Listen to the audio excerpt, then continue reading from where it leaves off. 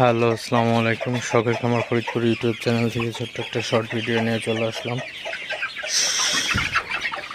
তো আজকে হচ্ছে আমার সোনালি সুপার হাইব্রিড মুরগির বয়স 50 দিন। তো 50তম দিন সকালে মুরগিকে ফ্রেশ পানি দিয়ে দিলাম এবং খাবার ফিড দিয়ে দিলাম।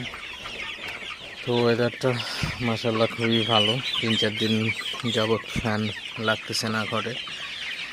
তো ওয়েদারটা খুবই ভালো। তো এই ওয়েদারটা মুরগি পালনের জন্য খুবই ভালো। আসলে মুরগির ঘরের যদি ওয়েদার অর্থাৎ তাপমাত্রা যদি ঠিক না থাকে তাহলে কিন্তু মুরগির পালনে অনেক সমস্যা হয়।